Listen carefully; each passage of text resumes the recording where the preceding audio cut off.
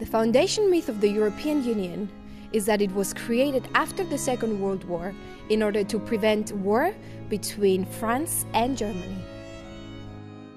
In a Christian Western society, the Schumann principle that peace is made by equality between vanquished and victor is accepted as good. But when we look at Europe today, do we see real peace? Do we see peaceful relationships with European Union's near abroad, Russia, Middle East, and Africa? Or do we see mounting hostility? And do we see peace within Europe? Or are the relationships described as oppressive, even more accurately described as neo-colonial? People make a lot of criticism of the European Union, but when it comes down to it, people would tolerate no end of regulations about bananas if they have peace in Europe. The EU had no business to get involved in that conflict. The idea that the European Union is all that prevents us from killing one another on the battlefields in Europe is now ridiculous. You're conquering a country by economic means, and that cannot be a basis for peace in Europe. I am Stephanie Christofi, and in this film, I will be looking at this claim and asking if it is all realistic in the 21st century.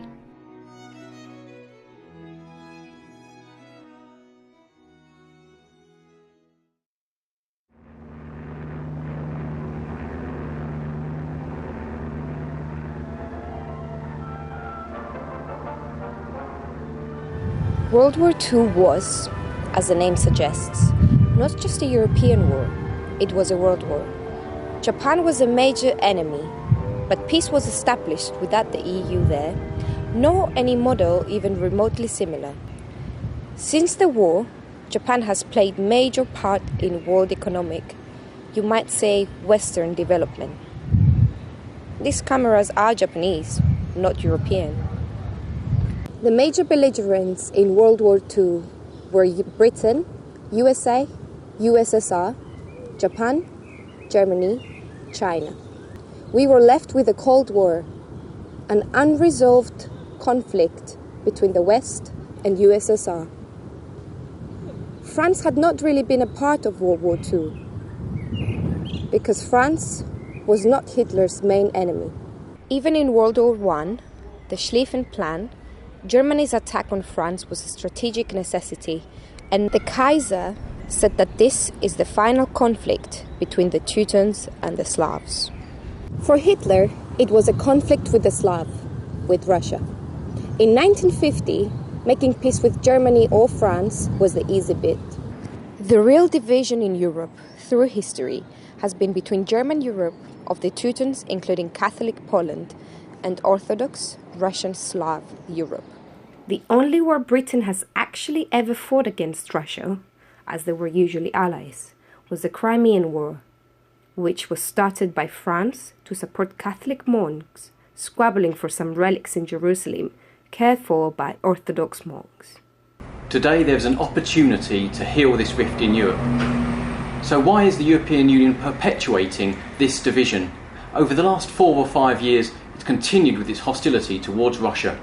Kristina Ojuland was Foreign Minister of Estonia, who negotiated the accession to the EU. Now, if I recall my campaigning, then my arguments were very much linked to the security. She admits that only the fear and dislike of Russia enabled the EU to win those referendums. There's several factors at work. One is the fear of Russia, and the European uses that to keep control over its eastern provinces. Other factors are countries such as Poland. They traditionally had territory to the east of what we now think of as Poland, and they want more influence over their former territories. And talented statesmen such as Radek Sikorski have had a strong input into the development of European Union policy and its drive eastwards. Then of course there's multinational companies, large agricultural businesses, agribusinesses, and they want to make sure that there's a government in power in certain countries, such as Ukraine, that understands the concerns of these Western companies. And combining all that with the imperial folly of the European Union, it has after all been likened to an empire, and the fact that they're developing an EU army, it's quickly militarising, and that's all for a purpose. So we have a European Union that's driving ever eastwards to expand its power. There is one thing every single American defense secretary and president up until Obama have asked of us: do not, under any circumstances, create two military decision points in Europe. Drang nach Osten. Maybe a bit of an exaggeration. But the EU was once famously described as being like a bicycle. If it does not keep moving forward, it falls over. We have to go back in history to 1948-49, when the Russians blockaded Berlin. And that blockade was lifted by the United States and the United Kingdom by an airlift. They even airlifted coal to Berlin. And had that not been successful, it's doubtful whether Germany in its present form would have still existed. So that the real peacemongers in Europe are NATO and not the European Union. All the claims that are being made that the EU has kept the peace in Europe are completely false, and nothing must be done to undermine NATO, which is the true protector of European peace and security. Some claim that the European Union has promoted peace in across Europe, and I don't think that's true. The Western Europe was united against the East in the Cold War. Now the Cold War is over, and other countries have joined and become more democratic European countries. But at the same time, I don't think that's brought about peace. Peace came as nobody in Europe wanted another world war after the horrors of the 20th century. So I just think it's a non sequitur. Correlation is not causation. And indeed, the tensions, as I say, are starting to rise between countries within the European Union, which I think is is cause for some unease, certainly in my case. And I think getting rid of the euro, allowing countries to be a bit more free in the way they manage their economies, would actually promote easy relations between the European countries, not the rising tensions at the moment. The European Union claims that if Britain and other countries were to leave the European Union, this would be resulting into a new world war.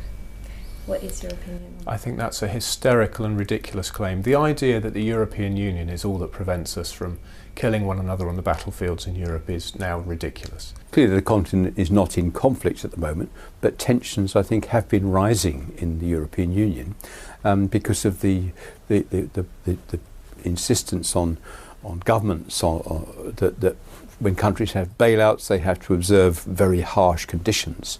And this has caused terrible stress and social pain in places like Greece and Portugal and other countries. We've seen falling living standards, high unemployment, and indeed quite a lot of emigration to find work.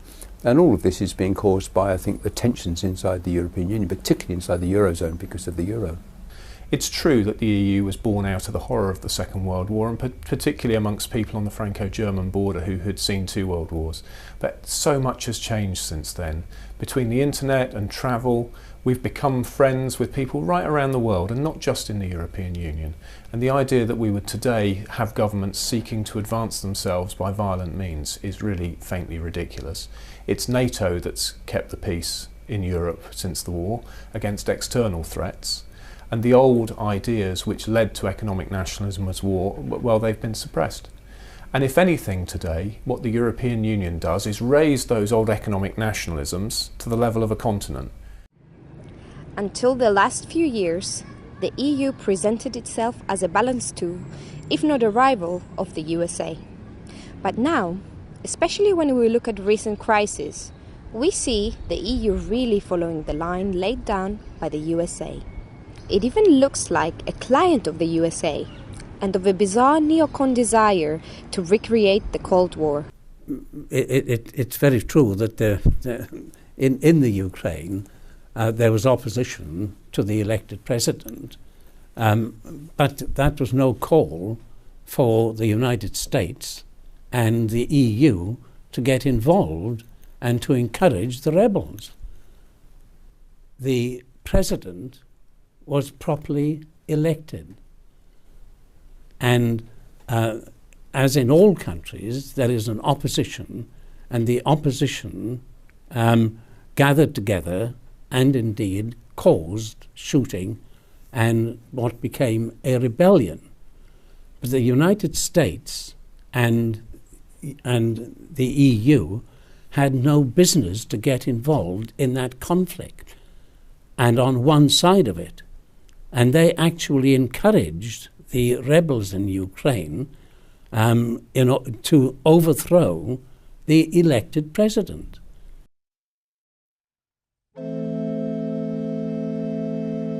When countries have bailouts, they have to observe very harsh conditions.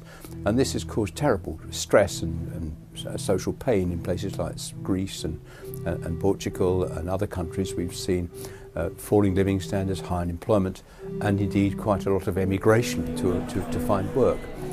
You had a movement in the squares in 2011, 2012, which culminated in the election of a new government in 2015.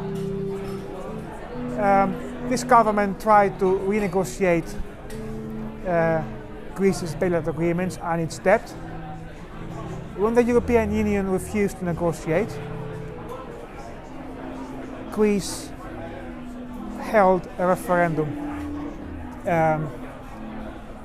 in order to decide whether it accepted the deal the European Union offered or not. The Greek people voted no, but not only did not the European Union listen to the Greek people's verdict in the referendum, but it forced an even worse deal than what the Greek people turned down. And all the mandate with which the government was elected in 2015 went out of the window. So what you're having is, war by economic means. When you don't respect the democratic mandate of the people, when you overturn referendum results on governments, it is war by economic means. You're conquering a country by economic means. And that cannot be a basis for peace in Europe. Pax vobiscum, as we say in the West, Stephanie. Peace be with you. The peace of God is not a worldly thing, but of the kingdom of God.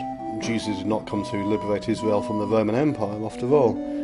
But still, in Christian Europe, there has always been the idea that peace on earth means more than just not being in a shooting war. Peace is about a relationship between people. It is about a state of being within ourselves. We call it a spiritual thing, but it must inform the political ideal. A good ruler enables their people to be at peace, to live in justice and in wealth. But when the ruler puts an ideology before their people, they are lost, just as the EU has put the survival of the euro above the happiness and well-being of its people. It's a betrayal of everything that has ever been good in European civilization. The EU was once famously described as being like a bicycle. If it does not keep moving forward, it falls over. It needs, like the Roman Empire, new conquests. Albania, Montenegro, Turkey, Serbia, where they brought so much peace. Peace.